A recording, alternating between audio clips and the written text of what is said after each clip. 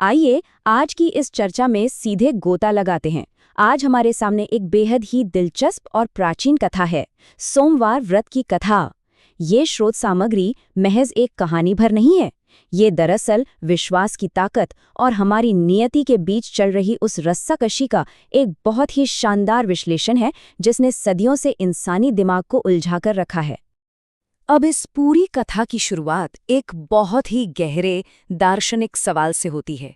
क्या सच्ची भक्ति वाकई किस्मत के लिखे को बदल सकती है? मतलब, क्या इंसान की नियति पहले से पूरी तरह तय होती है, या फिर ईश्वरीय कृपा इन कड़े नियमों को भी फिर से लिख सकती है? इस कथा के सफर में ये बड़ा सवाल बार बार हमारे सामने आकर खड़ा हो जाता है, और यही पूरी कहानी की नींव भी है। इस हिस्से में बात होती है एक भक्त और शिवजी के वरदान की।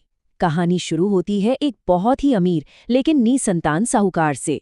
संतान पाने की चाह में वो पूरी निष्ठा और श्रद्धा के साथ भगवान शिव का सोमवार का व्रत रखता है। यहीं पर कर्म और कृपा के बीच एक बेहद खूबसूरत दार्शनिक बहस छिड़ जाती है। देखिए, एक तरफ तो है कर्म का वो सख्त नियम जो कहता है कि जैसा बोओगे वैसा काटोगे, और दूसरी तरफ है ईश्वरीय कृपा। साहूकार की इस अटूट भक्ति को देखकर माता पार्वती का दिल पसीज जाता है, और वो शिव जी से गुजारिश करती हैं कि इस भक्त को बेटा मिलना ही चाहिए।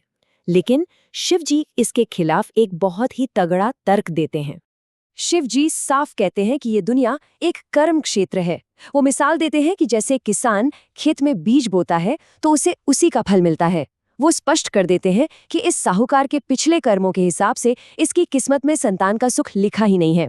वो शुरू में तो वरदान देने से साफ मना कर देते हैं और इस ब्रह्मांड के अटल नियमों का हवाला देते हैं। खैर, माता पार्वती की असीम ममता और उनकी बार बार की जिद के आगे आखिरकार शिव जी को अपना फैसला बदलना ही पड़ता है। अब यहाँ से कहानी में एक गुप्त भविष्यवाणी की एंट्री होती है।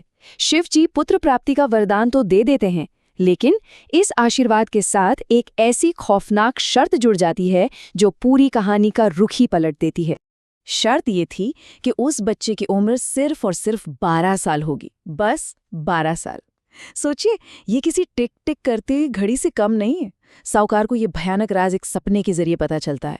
जब बच्चे का जन्म होता है तो पूरे घर में तो जश्न का माहौल होता है, खुशियां मनाई जा रही होती हैं, लेकिन वो बेचारा पिता अंदर ही अंदर घुटता रहता है। वो इस 12 साल की समय सीमा वाले राज को हर किसी से, यहाँ तक कि अपनी पत्नी से भी पूरी तरह से छिपा कर रखता है। अब बात करते हैं काशी की उस पवित्र यात्रा की। अपनी ही आंखों के सामने अपने जवां बेटे की मौत देखने के खौफ से बचने के लिए साहूकार एक बहुत ही कठोर फैसला लेता है। वो तय करता है कि वो इस बच्चे को पढ़ाई के लिए खुद से दूर काशी भेज देगा। वह बालक के मामा को बुलाता है और एक बहुत ही सख्त हिदायत देता है। हिदायत ये कि मामा और भांजे काशी तो जाएंगे, लेकिन पूरे रास्ते उन्हें लगातार यज्ञ करते रहना होगा और ब्राह्मणों को भोजन कराते हुए ही आगे बढ़ना होगा।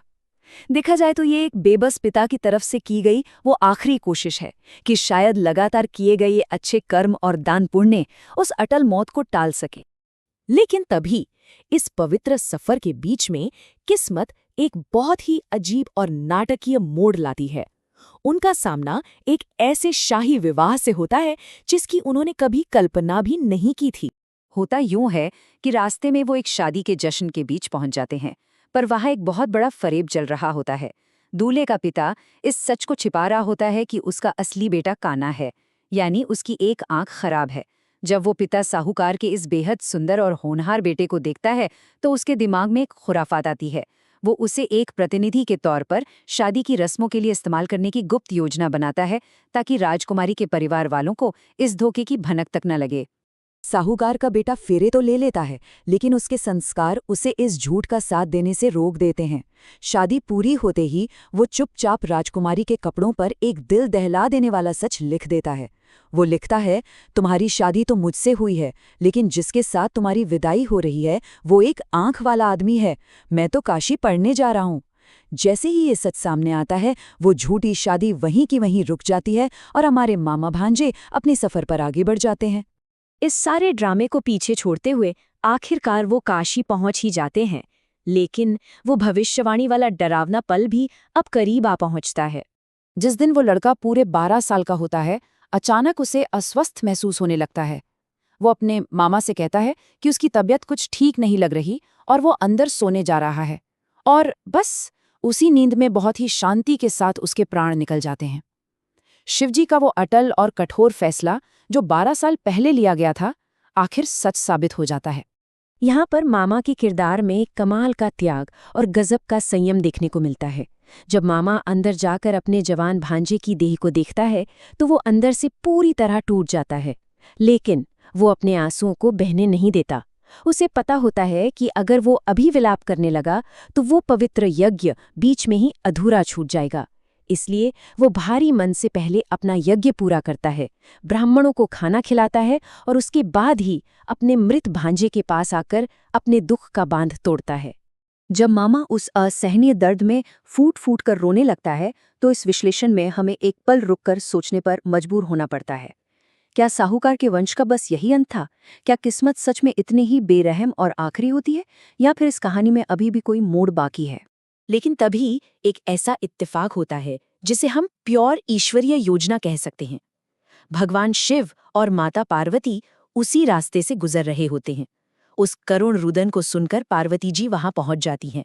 जब वो देखती हैं कि ये तो उसी परम भक्त साहूकार का बेटा है, तो उनका दिल फिर से करुणा से भर उठता है।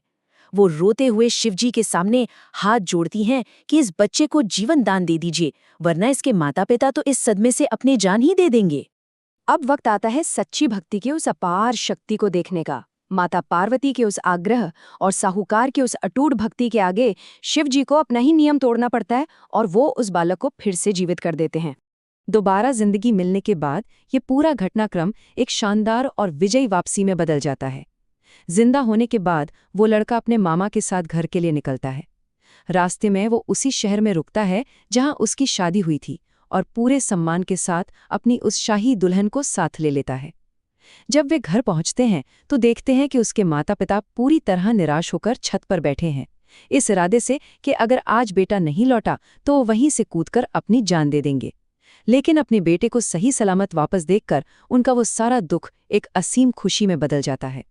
तो इस पूरे विश्लेषण से जो सबसे खास बात निकल कर आती है वो ये है कि माना कर्म का सिद्धांत बहुत ही ताकतवर है, लेकिन अटूट भक्ति और विश्वास उस परम कृपा को न्योता देते हैं जो दुनिया के हर नियम से ऊपर है। सोमवार के व्रत का पालन करना और अपनी आस्था पर अडिग रहना इंसान की जिंदगी में ऐसी अकल्पनीय ईश्वरीय दया ला सकता है जो सिर्फ खुशियां ही नहीं लाती बल्कि पूरे के पूरे परिवारों को तबाह होने से बचा लेती है। और अंत में इस पारंपरिक कथा का यह सफर हमारे सामने एक बहुत ही गहरा और विचारोत्तेजक सवाल छोड़ जाता है। क्या इंसानी किस्मत की सीमाएं सचमुच हमेशा के लिए तय और पत्थर की लकीरें हैं, या फिर असीम करुणा और सच्ची भक्ति के हाथ में ही वो आखिरी कलम है जो हमारे भाग्य को अपनी मर्जी से लिख सकती है? ये एक ऐसा सवाल है जिस पर वाकई गहराई से विचार किया जाना चाहिए।